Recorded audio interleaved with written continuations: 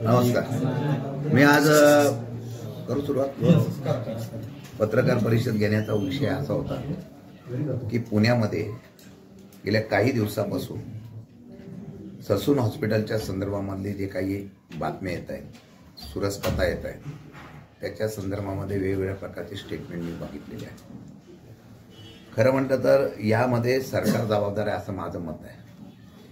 या सर्व होणाऱ्या घटनेला किंवा या सर्व झालेल्या घटनेच्या माध्यमातून सरकारचं, मंत्र्यांचं दुर्लक्षितपणा आणि त्या मंत्र्यांनी दिलेला अभय याच्यामुळे या सर्व घटना घडत आहेत असं माझा स्पष्ट आरोप आहे.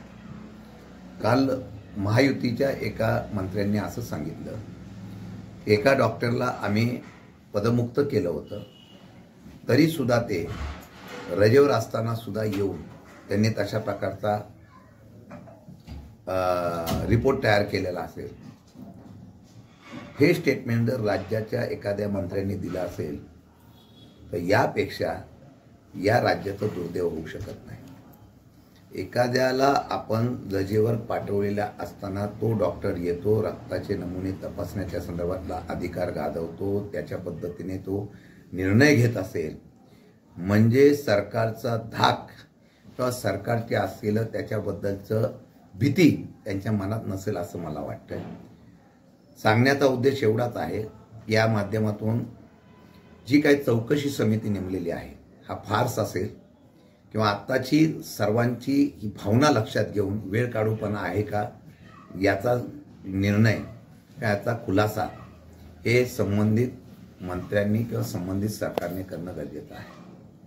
कारण विधिमंडळामध्ये या असलेल्या रुबी हॉस्पिटलच्या किडनी रॅकेटच्या बाबतीमध्ये या ससून हॉस्पिटलच्या या प्रमुख डॉक्टरांची नावं आली होती आणि या संदर्भामध्ये विधानसभेत, विधान परिषदेमध्ये आम्ही ज्यावेळा हा प्रश्न उपस्थित केला होता त्यावेळा निवृत्त न्यायमूर्तीच्या माध्यमातून एक अधिकारी न्यायमूर्तीची कमिटी नेमली होती.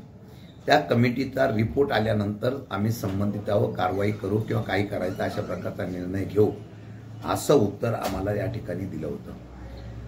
मी यावरून 2-3 प्रश्न शासनाच्या माध्यमातून विचारतोय, सरकारला विचारतो, संबंधित मंत्र्यांना विचारतोय.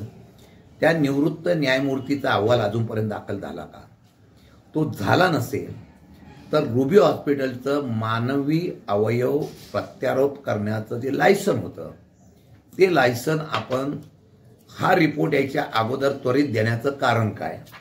आणि त्याच्यामध्ये या असलेल्या परवान्याचं नूतनीकरण, या अहवालाचा रिपोर्ट यायच्या अगोदर देण्याचं घाईघाईत निर्णय कोणत्या मंत्र्यांनी घेतला, कोणी घेतला याचा खुलासा करणं गरजेचं आहे.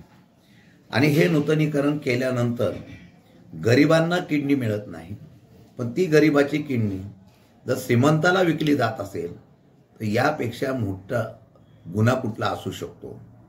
आणि मग या संबंधित असलेल्या सगळ्या डॉक्टरांना आपण त्यावेळेला दोषी ठरवलेलं होतं. परत याच डॉक्टरांना या ससूनमधून दुसऱ्या कक्षेमध्ये ठेवलेल्या असताना ते डॉक्टर अधीक्षक म्हणून या ठिकाणी प्रमुख म्हणून कसे काय आले?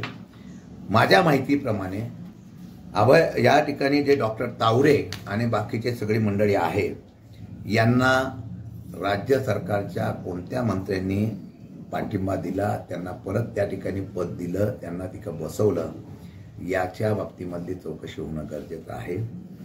एवढंच नव्हे तर यासाठी कोणत्या आमदारांनी, सातारचे आहेत, पुण्याचे आहेत, कोणत्या आमदारांनी शिफारस केली होती? भ्रष्टाचाराच्या नावावर जे लोक ओरडत आहेत त्यांनी या असलेल्या संदर्भामध्ये भ्रष्टाचार केला आहे अशा प्रकारची चर्चा पुण्यामध्ये आहे. फार मोठ्या प्रमाणात रुबीच्या या किडनी रॅकेटमध्ये, ललित पाटील प्रकरणामध्ये किंवा आता झालेल्या ह्याच्यामध्ये या संदर्भामध्ये फार मोठ्या प्रमाणामध्ये डील झालं अशा प्रकारची चर्चा आहे. याची चौकशी सध्या असलेली समिती करेल का? किंवा आता जी चौकशी करण्यासाठी आम्ही मागणी केलेली आहे की सीबीआयच्या माध्यमातून ही चौकशी करावी. यात कोण कोण आहेत जे अगदी लोकप्रतिनिधी म्हणून उझळ मात्याने सांगतात की आम्ही भ्रष्टाचाराच्या विरोधात लढतोय, अशा प्रकारचे कोण आहेत त्यांची नावं आपण जाहीर करणार आहात का? आणि कोणत्या मंत्र्यांनी ही लायसन नूतनीकरण केलं? न्यायमूर्तीचा अहवाल यायच्या अगोदरच त्याच्यावर कारवाई करण्याच्या बाबतीत घाई का केली? आणि मग जे माणसं सातत्याने ससूनमध्ये वादग्रस्त झालेली आहेत, ज्यांना निलंबित केलेलं आहे, ज्यांना बदली केलेला आहे, त्या लोकांना परत ससूनमध्ये कुठलं सर्टिफिकेट देऊन आपण परत तिथं त्या ठिकाणी बसवलं? जे कोणी दोषी मंत्री असतील त्यांनी तत्काळ राजीनामा दिला पाहिजे. माझ्या माहितीप्रमाणे सरकारमधल्या प्रमुख असलेल्या नेत्यांनी आणि मंत्र्यांनी या लोकांना परत बसवण्यासाठी त्या ठिकाणी निर्णय घेतलेला आहे असं कळतंय.